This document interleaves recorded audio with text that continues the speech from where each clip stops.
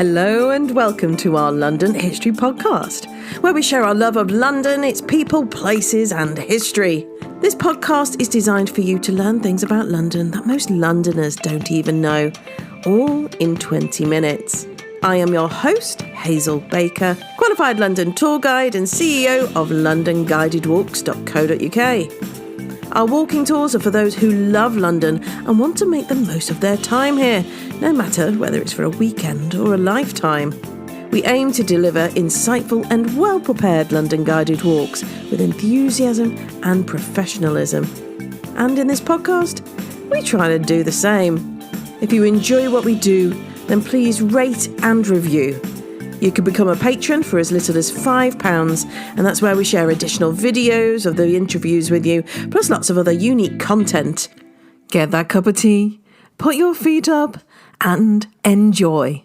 Joining me in the studio today is City of London tour guide Ian McDiarmid. Hello, Ian. Hi there. All right, so we've got a really interesting one today about the two brothers, John and William Hunter. It's a subject that's always interested me, and I think the two Hunter brothers are probably best known today for the two museums named after them. So you've got the Hunterian in Glasgow, which is essentially based around William's collection. And then here in London, at the southern end of Lincoln's Inn Fields, we have, or at least we normally have, the Hunterian at the Royal College of Surgeons, which is the collection that John left on his death to the nation. He wanted the nation to have first refusal on it, and eventually a reluctant British state stumped up not quite as much money as he would have hoped for the collection, but it went to the Royal College of Surgeons. Normally you can go around and visit that, and it's fascinating, isn't it? Yeah. However, the Royal College of Surgeons have been rebuilding their building, as it were, and that project has taken a bit longer than they had anticipated, and the museum is now due to open in 2023. The Hunters were controversial in their lifetime, controversial as well in the 19th century, and perhaps that's something you can tell us about, Hazel, because you're a bit of an expert on that. But finally, they are still controversial today. Letters to the Guardian on them. So, but we can come back to that. So let's start at the beginning. Who were William and John Hunter? They were two brothers. William is the elder one. He's born in 1718. And he is the second eldest son, and in total there will be 10 children, and John will be the youngest. Their father, I should say, is a grain merchant. He's often described as a laird as well, so members of the Scottish gentry. So not badly off, but not terribly well off. And then this problem of providing for 10 children, though the great majority of them won't survive very long, unfortunately. William is packed off to Glasgow University to study theology, and he's there for about 5 years, but he never takes his degree, and he looks as though he develops heterodox opinions whilst there, so he's never actually going to be able to fit in really with the Church of Scotland, and it may well be that he just wasn't cut out for a career in the church. William later on used to like to maintain that a man, talking about men inevitably in the 18th century, could always get wherever he wanted to if he applied himself with sufficient industry and effort. And this is a bit of a distortion of his own career, because the key thing for him was actually his family connections in getting him going. And the key thing is that after ending his time at Glasgow University, he gets apprenticed to a local medical man, Cullen, and it's from Cullen that he learns anatomy. And this is the crucial beginning. And then Cullen's connections, plus his family, get him sent down to London in 1740, where he becomes an assistant to the leading obstetrician of the day, William Smellie. Shortly after that, he then moves into the circle of another obstetrician, James Douglas, and James Douglas will die fairly shortly, and Hunter essentially becomes his kind of surrogate son. Douglas's own son's a bit of a reprobate, and he leaves his practice and including his medical specimens to William Hunter, and this really gets him going. And William Hunter begins, apart from developing his obstetrician's practice, he also begins lecturing on anatomy. and this is going to be crucial for the development of his reputation. And then in 1748, his younger brother John, who has no real formal education to speak of, comes to join him. And John is absolutely brilliant at preparing the specimens. So you're dealing with anatomical classes, you need bodies to dissect, but you also need specimens for the students to pass around. And these specimens can be divided into dry specimens, things like bones, and bones need preparation as well. You've got to get rid of all the soft material, you've then got to varnish them, maybe string them together. And then the wet preparations, and the wet preparations are the ones where the real skill comes in, and John is absolutely brilliant at this. William then goes on to develop his obstetrics practice, and he is amazingly successful at this. And it's interesting really that he goes in for obstetrics. I mean, it's partly because he's got these family relationships, but it's also, if you're successful at it, it's a brilliant way into the upper reaches of society, because if you become a successful obstetrician, you inevitably have a very intimate relationship with your clients. Intimate in the obvious sense with the woman giving birth, but also with the family as well. Mm-hmm. William himself refers to him delivering, for example, the children of an unmarried daughter of the aristocracy and then arranging for them to go into the Foundlings Hospital. So you can imagine all these kind of family secrets and confidences. And he becomes the obstetrician to the Queen Charlotte, George III's wife, and so he becomes the leading obstetrician, and it's very well paid. And one of the places connected with him is Drummond's Bank, which is still there at the top of Whitehall. Some of the records survive, and they indicate that he was extremely wealthy. He was probably getting in something in the region of £10,000 a year, which is absolutely huge. Phenomenal amount. Yep. And then John comes along, and John works with William, and then he later joins the army in 1760, and this is crucial because he goes to work as a surgeon, and once he's worked as a surgeon in the army, he can then go and practice on other people, and he becomes one of the leading surgeons of the day. So we're talking about two leading anatomists, and this was time for major expansion in hospitals as well. So how did they fit in, or was this important? Well, they're very interesting because they are basically exponents of private enterprise, and the medical institutions aren't that important at this time, at least not so much for the teaching of medicine. So you've got various institutions there. You've got the old ones, which are the College of Physicians and the College of Surgeons, and they're sort of they're getting on for... No, to say they're irrelevant is a huge overstatement, but they're not that significant. The physicians are limited in number to about 50, and the surgeons have been pretty much irrelevant, really, to the training and the practicing of medicine at this time. You've got Oxbridge graduates who can study medicine, but they've dwindled to a trickle, and the Oxbridge medical degree is regarded as being old-fashioned, not modern, and also it is restricted to Anglicans, people who are members of the Church of England. So of the universities, the foreign universities are more important than the English ones, in including within the foreign ones, for the sake of this argument, Edinburgh. And then in addition to that, you've got the hospitals. In London, you've got the two ancient hospitals. You've got Bart's and St Thomas's. And then you have this huge expansion in this period, starting in the 1720s. You've got the 5 new London hospitals, beginning with the Westminster and including Guy's, the London, the Middlesex. And these are largely charitable foundations in which subscribers agreed to subscribe money for the land, the buildings, and then for the running costs.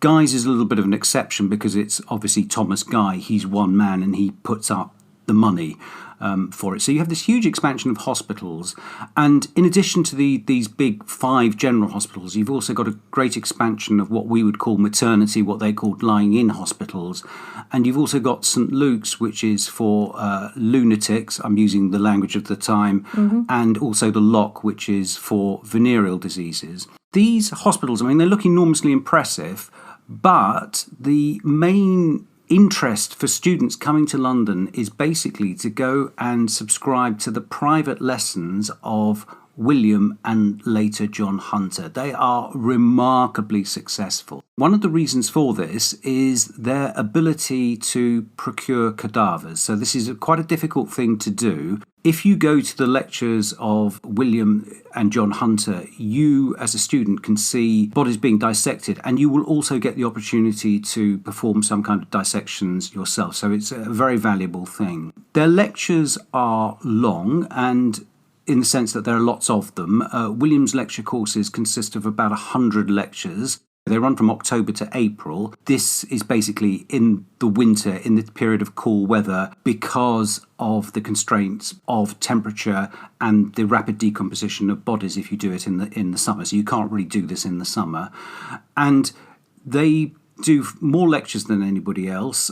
You get about 100 lectures for your money. You pay about 7 guineas. They're better value than other lectures.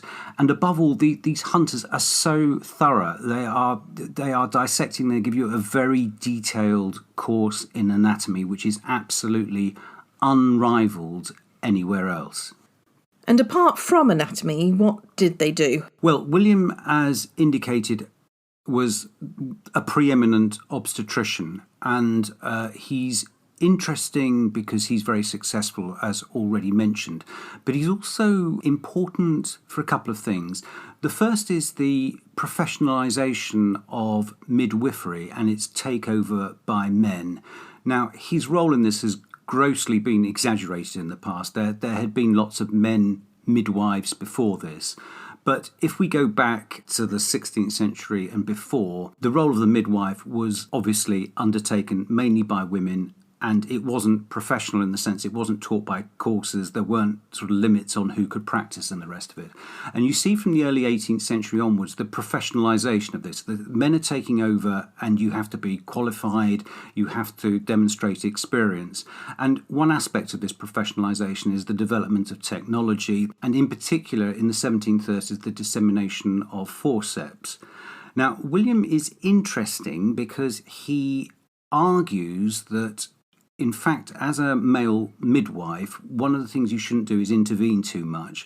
And he says of the forceps that every woman and every child that they save, they murder about 20. So he's well known for being non-interventionist, but nevertheless, he is part of this sort of professionalisation of obstetrics. And he will publish a work, The Anatomy of the Human Gravid Uterus, which is basically an atlas, really, with 34 copper plates showing the development of the fetus and later the baby in the womb.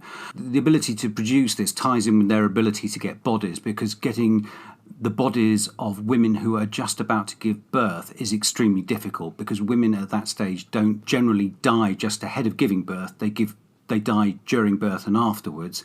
And also you couldn't, by law, you couldn't execute a woman who was pregnant. So felons who were once sourced of their bodies, that was ruled out. But they produced this great work. And one discovery in this work is that the blood system going to the baby is absolutely separate from that of the mother, and that's one of the discoveries of the Hunter brothers. And indeed it's a discovery that they will fall out over a big way, because it looks as though the groundwork for that, the actual sort of anatomical work, was done by John, but William claimed it as his because William thought that work done under his roof should belong to him. And this was one of the major fallings out that the brothers would have later on. John is a leading surgeon, and in the 19th century, he came to be seen as the father of modern surgery. He thought surgery should be based on observation and experiment. So one of the things he was known for was his treatment of gunshot wounds, which comes from his time as a surgeon. He thought it was wrong to enlarge the wound, which was common practice at the time. And also a lot of surgeons thought that suppuration, when the wound gets infected, was actually part of the healing process, and John thought that was a load of rubbish. He was famous for using experiment and observation to develop new techniques, and one of his most famous ones was an operation on a popliteal aneurysm. The popliteal artery is the big artery running behind the knee, And if you had an aneurysm there, the basic treatments were either to leave it alone, in which case you would die, or to amputate. John developed a technique that was relatively successful. He first tried making a ligature in the artery itself, but that wouldn't work. And he then worked out through experiments on animals, vivisection, that you could actually make the ligature higher up. And he does that, and the operation's relatively successful. He's well known for an experiment he did. He believed, wrongly as it turns out, obviously, that gonorrhea and syphilis were the same disease. And he did an experiment on which he called a third party, in which he injected the third party with pus from somebody with gonorrhea and then observed the development, and he showed that this person developed the symptoms of both gonorrhea and syphilis. Now, in retrospect, what had happened was that the needle or the knife had become infected with syphilis. So this was a bit of a blind alley, but it shows his approach to things. And it's interesting because he never says who the third person was, and there's a great deal of speculation that he did this on himself. Hold on a minute, you haven't even mentioned where he put this infected pus. On the third person's penis.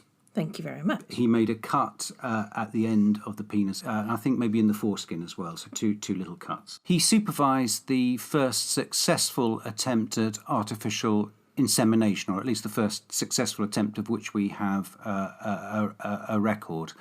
And I forgot when mentioning William's achievements. William claimed to have discovered that the lymphatic system was a closed system, and one in which fluids from the body were absorbed. And he thought that this discovery put him on a par or even superior to Harvey, who had discovered the circulation of blood.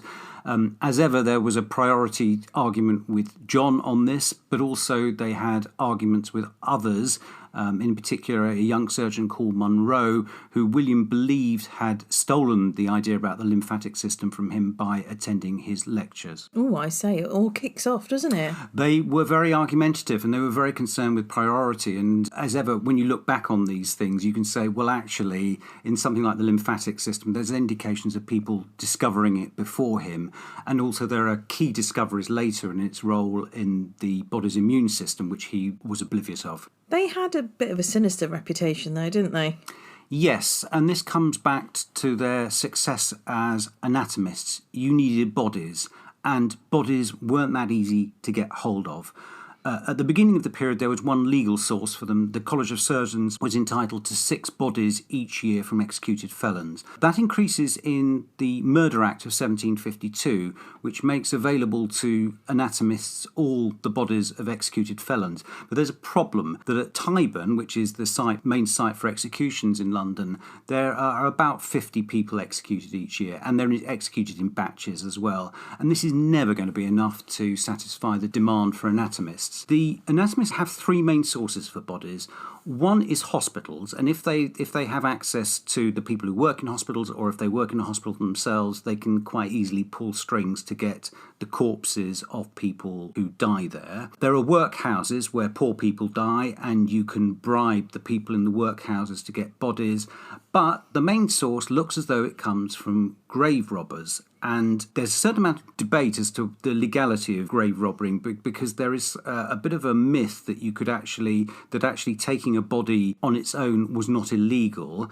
Actually, people were prosecuted for this. When they were found guilty, they were given relatively light sentences. But anyway, this was a huge business, but it was one that obviously was a black market and one that you didn't want to discuss. So it's very difficult to recreate. It must be the case that they got their bodies from the so-called resurrection men.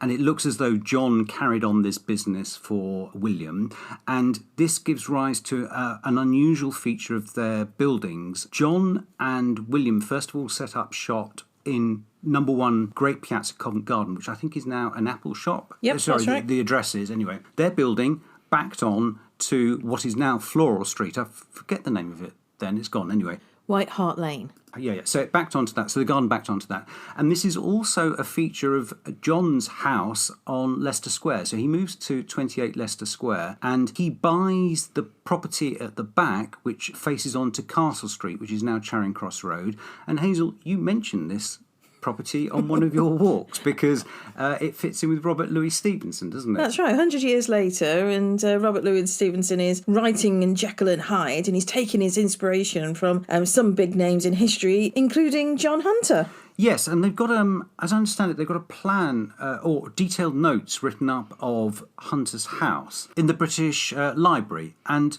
the correlation between these notes and Stevenson's description is incredibly close. I mean, you're the expert on this, but when I read footnotes in books, I just think, oh yeah, that could be. But here, it's just so detailed, isn't it? It's amazing. Yeah. And we do a Jekyll and Hyde walk for anyone listening and able to come into town. It'd be lovely to see you and to show you the history of London there. Yes, and I should, in this context of being sinister and being partly the model for Jekyll and Hyde, John Hunter also performed vivisection, and he also experimented with transplants. He worked quite a lot in dentistry, and the main thing that they were doing in dentistry was transplanting teeth. And transplanted teeth could actually stay in somebody's mouth for a few years, so it wasn't immediately obvious that this was a kind of dead end from a medical point of view. But again, pretty unpleasant, because you're ripping out the teeth of poor people who are selling their teeth and then sort of banging them into the jaws of wealthy customers. And if you want to know more about Georgian dentistry, then you can listen to our previous episode of 71 when we have guest Sarah Murden talking exactly about that.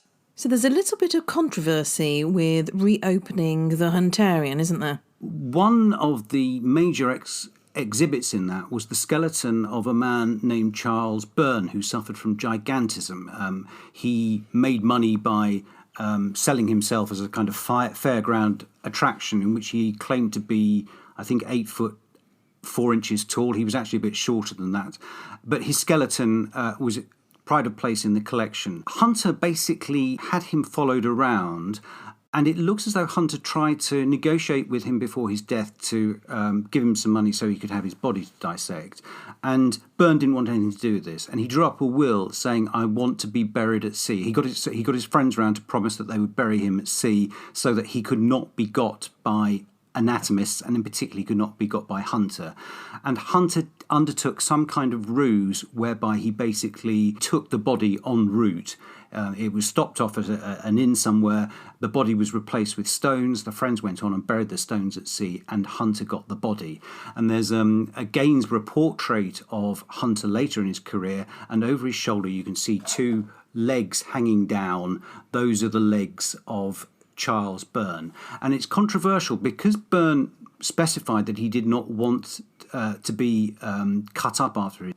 There was a letter from the author Hilary Mantel to The Guardian saying that when they reopen, they should not display this because it was against his wishes, and also because it's wrong to show human remains in this way.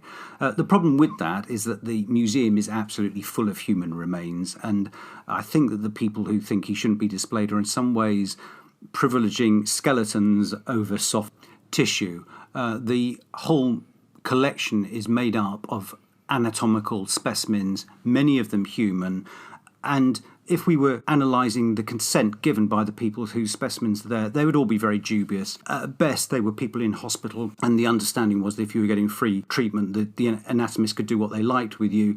Would that pass muster today as consent? I doubt it. And also, a lot of the parts were from people whose bodies were dug up. They clearly hadn't given their consent. Okay, but this time, not only is it clear that he did not give consent, he had in his will that he did not give consent, and that his body was essentially stolen.